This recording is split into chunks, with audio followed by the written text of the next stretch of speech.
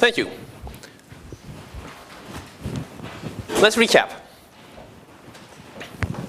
We want to talk about prices. We're macroeconomists. We want to talk about aggregate prices. Aggregate price means we're somehow adding up prices. We decided that just randomly adding a price of a bread to a price of a car isn't something very useful, right? We want to weight these. We want to add them in a way that says the price of the bread carries more importance for us than the price of the car. The way to do that was to look at the consumption basket.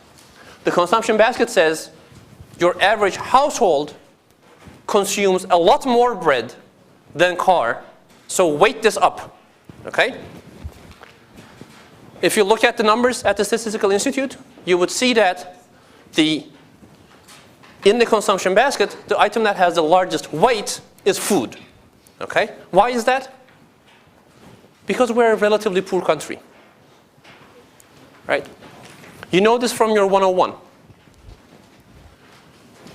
If your income increases, say, 7 times, do you eat 7 times as much? No. So as you get richer, the share of food in your consumption basket declines, okay? We are not a country of rich people. So people in our country spend a lot of their income on food, okay? In our consumption basket, food has a very high weight. Based on the consumption basket, we look at the price level, and we call that the consumer price index, okay? If that index is going up over time, we call that inflation. If the index is going down over time, we call that deflation.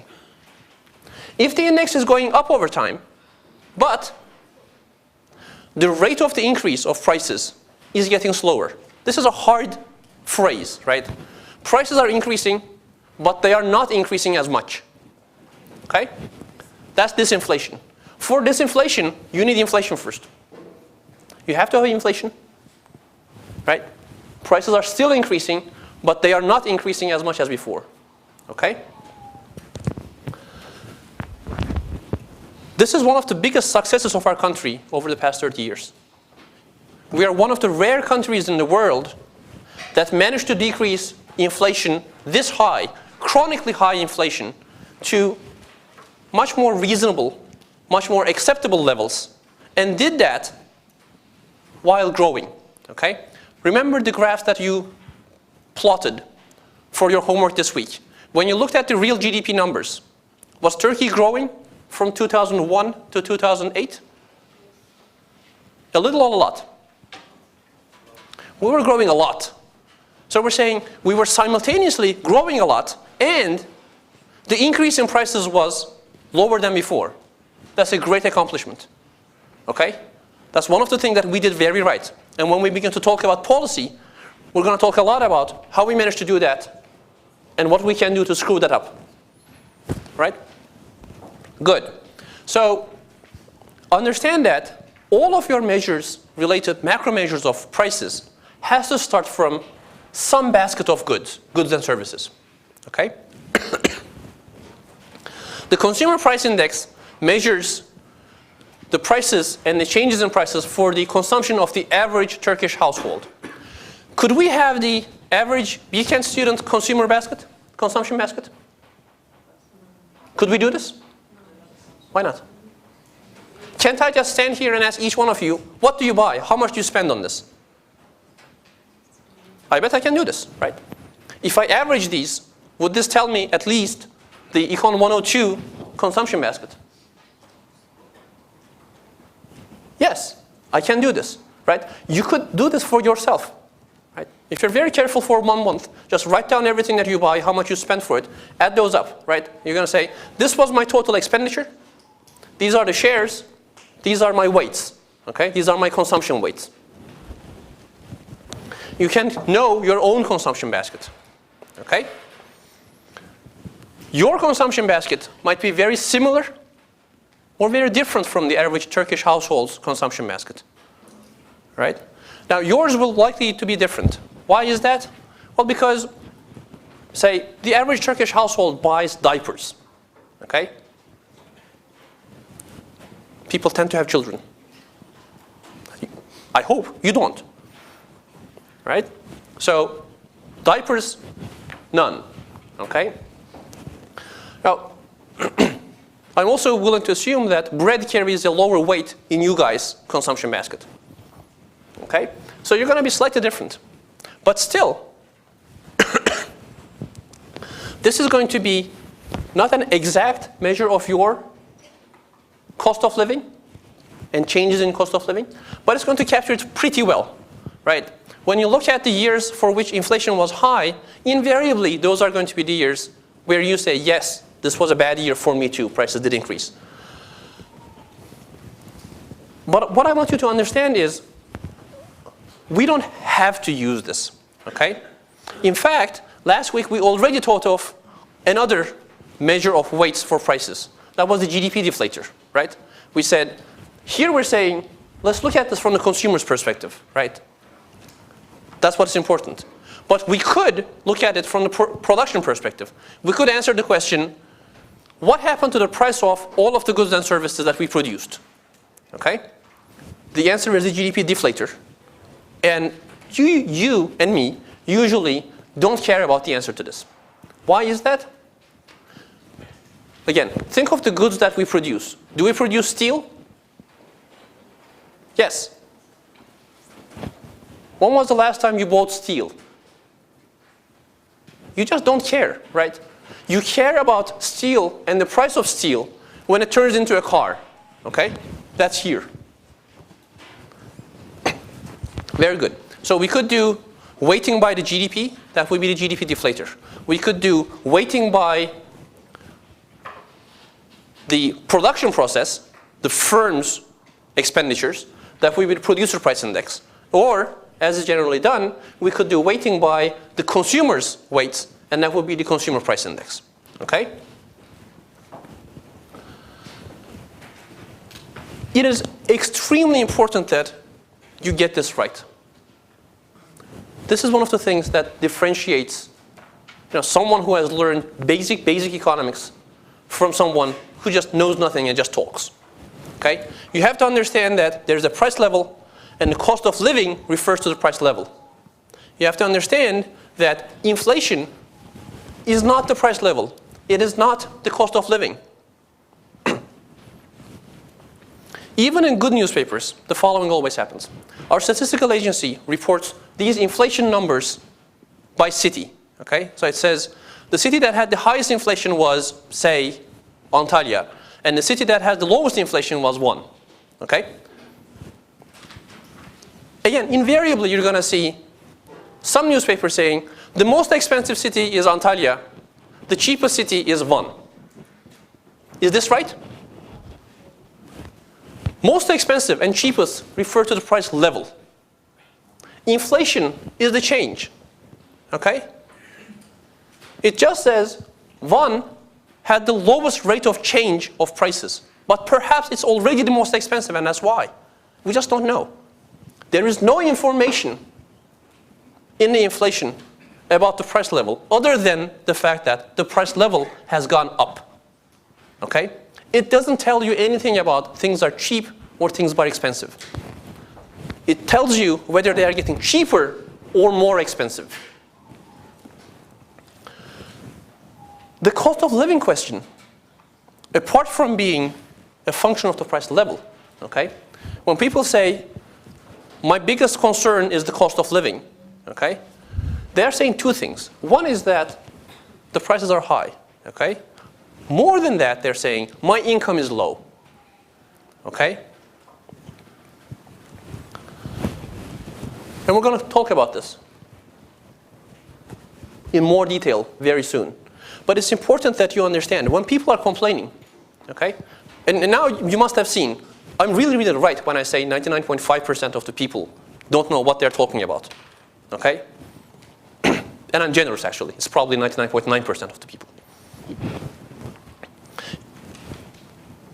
It's important that you should be able to take pride in being able to say, I took a university education, and now I have the mental tools, I have the conceptual toolkit to be able to properly think about the world around me, okay? That is what your 4 years at Bilkent is supposed to be. cost of living is a big problem in our country. Okay? It's not because we're an expensive country. Compared to, say, France, compared to Germany, we're cheap. All right? But the average Turkish household doesn't do much production. Hence, doesn't get much income.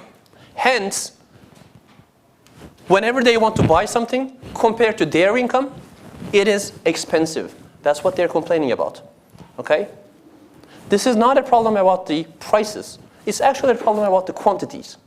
We're going to talk about this on Wednesday when we talk about employment. Okay? I would like you to take a look at the numbers. Here's the question I'm asking. We are about 72 million people in this country. Okay? How many of us are working? How many people are trying to do the production for 72 million people? Do you have a ballpark answer to this? What do you think the number is?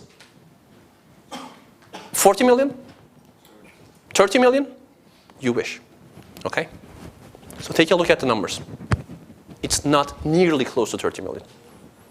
Okay? It's just a handful of people trying to feed 70 million people. All right? Of course, the cost of living will be high. We're not generating much income. Okay? That's not a prices question. We'll talk about this again. But once again, understand, inflation is when prices are going up. Deflation is when prices are going down. Disinflation is when inflation is falling. This is going to be in every single one of your exams.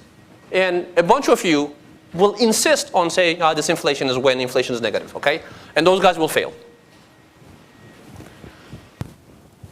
Now, let's go back to our prices business. Any questions on this? Sure? Again, read your book, okay? It's not a good book, but you don't need a good book to get the definitions. These are just definitions, okay? In microeconomics, you have two items of interest.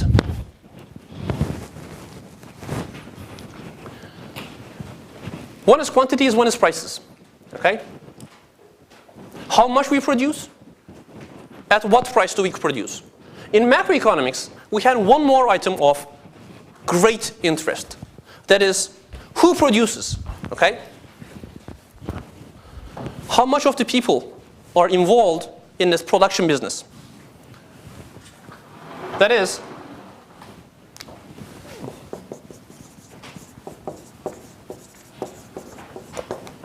employment. Türkçesini bilen var mı? İstihdam.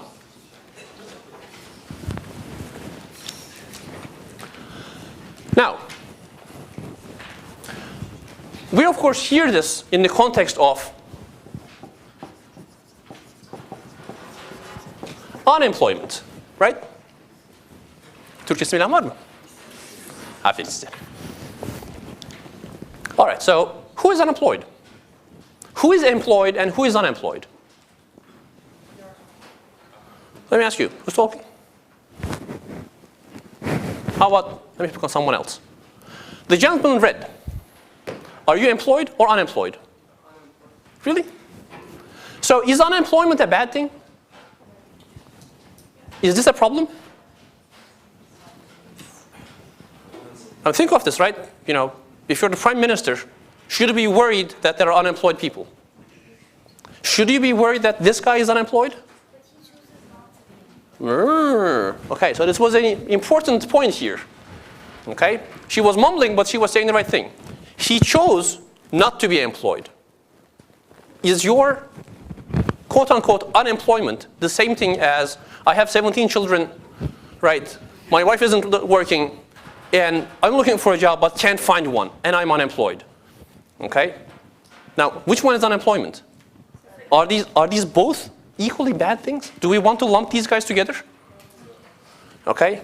And rest assured, you are not unemployed. Unemployment has a very precise definition. Okay? And it's important that you understand this. Because people make a big fuss about, just like inflation, okay? If you don't understand what the definition is, you begin to make a fuss about things, right? Unemployment is the ratio of the people, and we're going to talk about the ratio to what in a moment.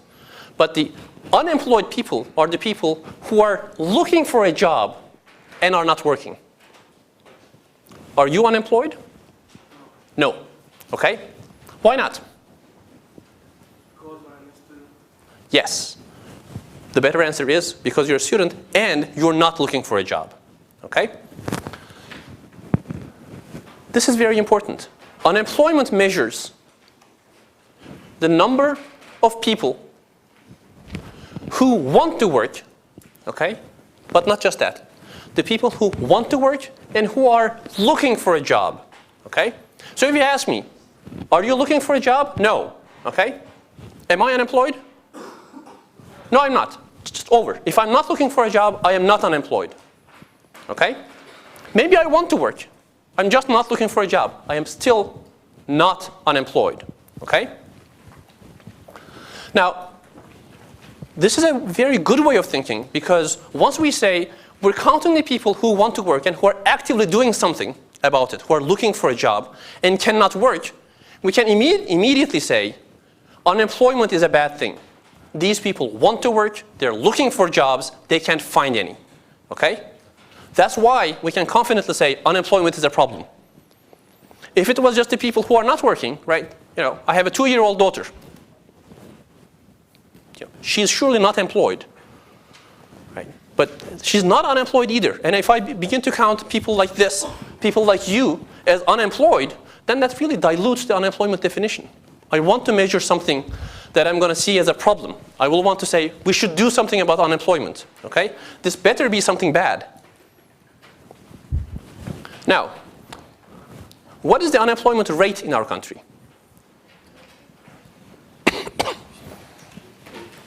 So it's been moving around a lot lately, okay? It's been as high as 16 almost.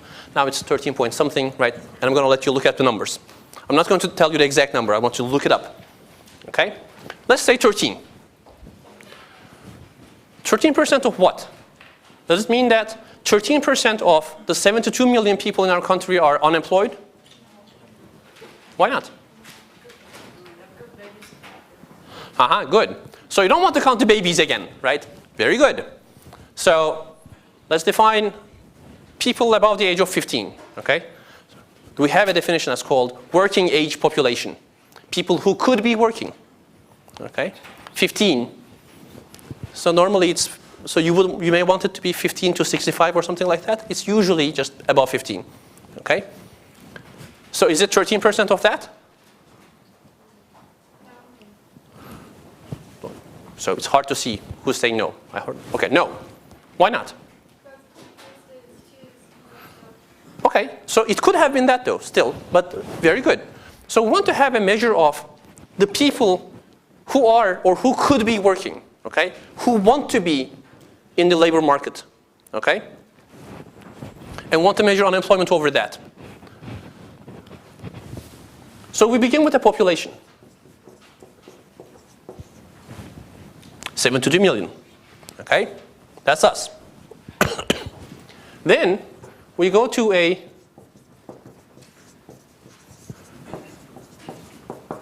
working age population, okay? About 15. Now, this is where the statement, Turkey is a young country kicks in, right? Once you say this, you chop a lot of the guys in the population, right? We have a whole bunch of people under the age of 15 for whom employment, unemployment should not be an issue. If these guys are working, okay? It's a little tricky because, well, anyway, for most of the people below the age of 15, if they are working, if they're employed, we think of this in itself as a bad thing. We don't want these guys to be working. We want these guys to be at school, okay? If people young enough are working, we call that child labor. That's a crime, okay? That's the working age population. Good. Next up is the following. Let's think of the people in jail. Are they working? Are they unemployed? Especially important for our purposes. Let's think of the whole bunch of guys in the army, conscripts, okay, doing their mandatory military service. Are they employed? This is a very tricky question, okay? And the wrong answer will get you in trouble. Is military service work? Yes, it is. You're Turkish, right? Look, work is supposed to be something that you do willingly for compensation. Okay? Hani her Türk asker doğmakla beraber. Okay? Now, hold on. Is your military service the same thing as my teaching the 102 lecture and the university paying me for this? You should immediately see that these are just not comparable. Okay? There is no question of this guy chooses to do this job for this wage. Okay? You just have to do it. And you don't actually get paid for it. Okay? So do we want to think of these army conscripts as employed or unemployed? They're just outside the classification. We can't ask them the question. They don't get to choose. Okay? This is all about to be the people who choose to work who cannot. Okay? So this is usually called, different countries have different ways of doing this. Okay? Non-institutional, kurumsal olmayan. This means not in jail. Okay?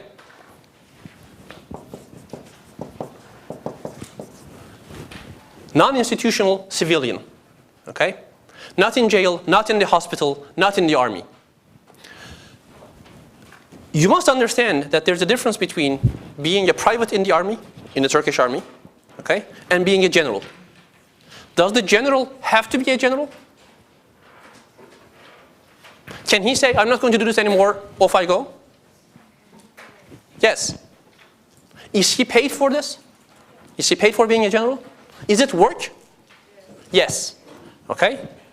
So, the people who are professional soldiers, who do this for a living, are different from the conscripts. Okay? But we're looking at the non-institutional civilian. So not only should you be in the working age, you should also be able to choose to work. Okay? Not forced into it, not be unable to do it.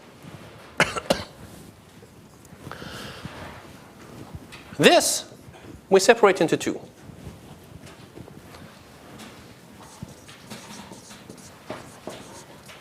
Labor force and outside the labor force. What is this in Turkish? İş gücü, emek gücü. Okay? Now what does it have in it? The people who work, that better be there. Does it also have the people who don't work? The answer is yes. Okay? The labor force are the people who want to work, regardless of whether they are able to work. This is not the best definition, actually. Whether they're able to work or are just looking for a job. Okay? So the labor force has the employed, okay, the people who are working, and the unemployed, people who are looking for a job. Okay? Outside the labor force has the people who are not employed, who are not working, but who are not looking for a job either. Okay? Now let me take this out here and let's think about the subdivisions of that. Who are outside the labor force?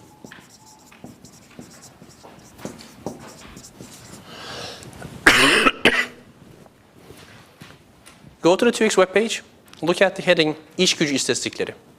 Okay? Employment statistics. All of these are reported. And you'll learn a lot about your country just by staring at that for a minute. Outside the labor force. Okay? Here's how this survey goes. I forgot the exact question in Turkey now. I should look this up.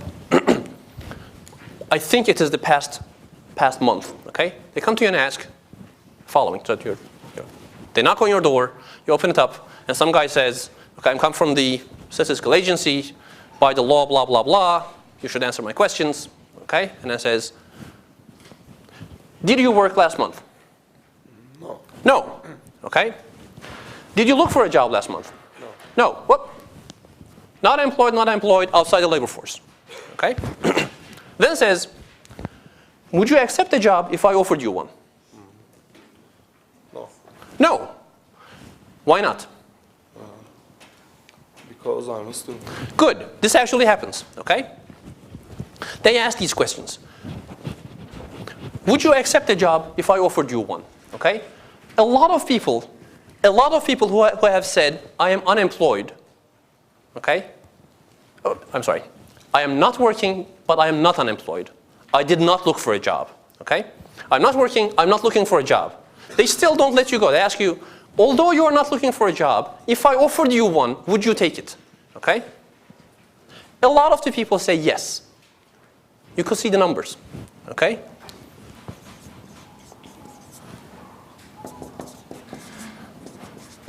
We'll take a job.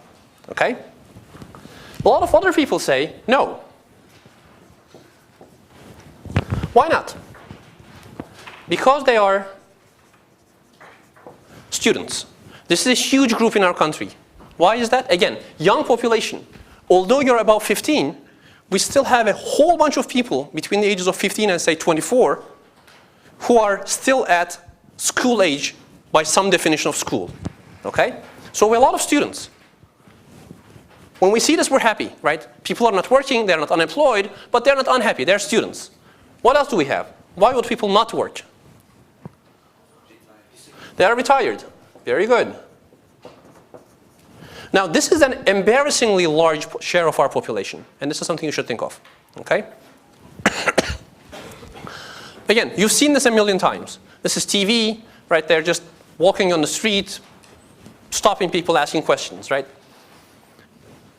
You would see this, like middle-aged woman, very able, nice, lovely, right? Stopped, asked, and under it says, blah, blah, blah, retired something. And you look at one and say, how could you be retired at that age?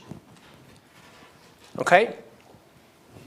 Our country has ridiculously low retirement ages, right? I'm looking to retirement in about 10 years. Is this a good thing? You don't have to work much, right? You get to work a little and then you retire. Is this a good thing? Why not? Why not?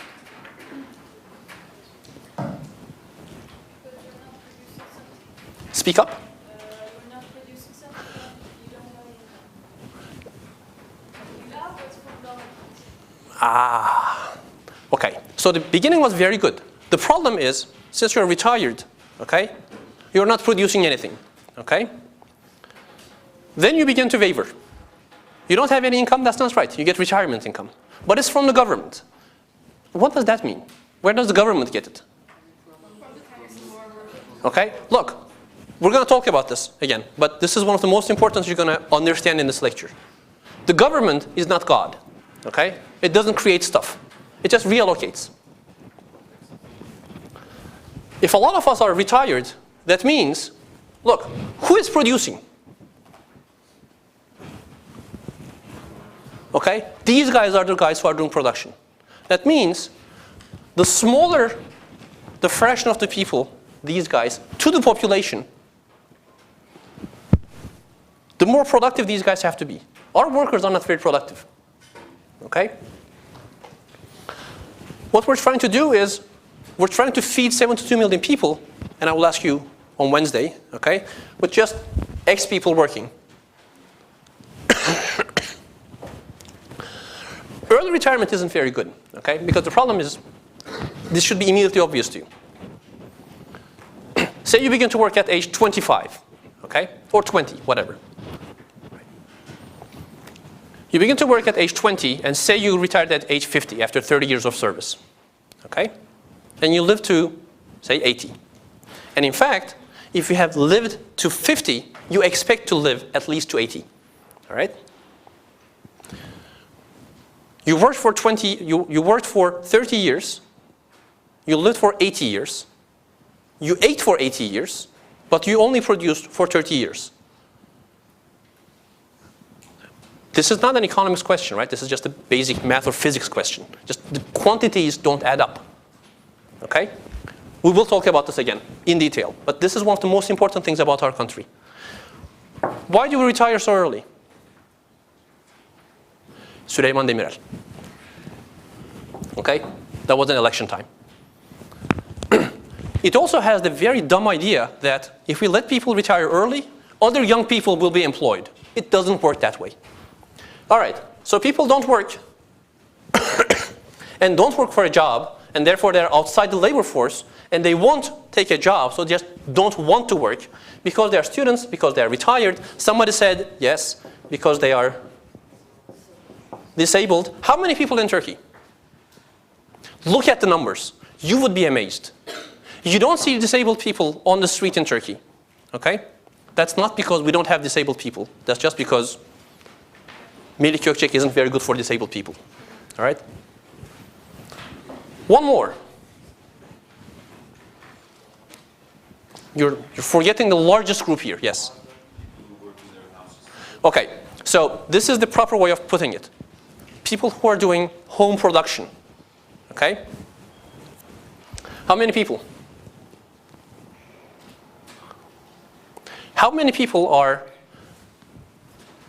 in the working age, non-institutional, not disabled, could work, but are not, and are not looking for a job, and would not take a job if they're offered because they are doing home production? A million people? 2 million people?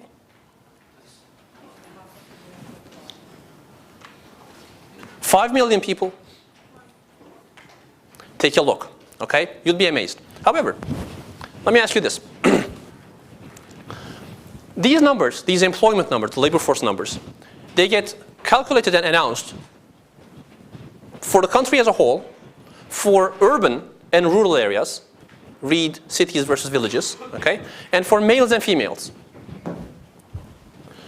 Of the people who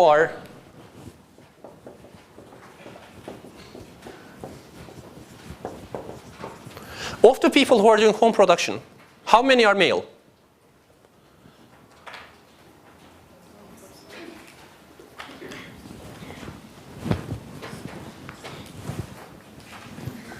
The answer is, we're not going to report this number because the number of answers were so small that we can't confidently report it. So it is actually accurate to call this housewives, okay? It's always women in Turkey. This has some very, very, very important implications that we will talk on Wednesday. But now we could do one of two things on Wednesday. We could have a lecture like this. I will talk, okay? Which I can, but it's not much fun. Or if you take a look at these numbers, we can talk about the numbers, all right? Then I could ask you questions like labor force participation rate, okay? We'll look at what percentage of the people who could be working in this group are actually in the labor force, okay? What is that number for females? It's about 25%, okay? That's embarrassing. Only 1 out of 4 women who could be working, who is in the right age group, you know, who is not in jail, whatever, blah, blah, blah, right?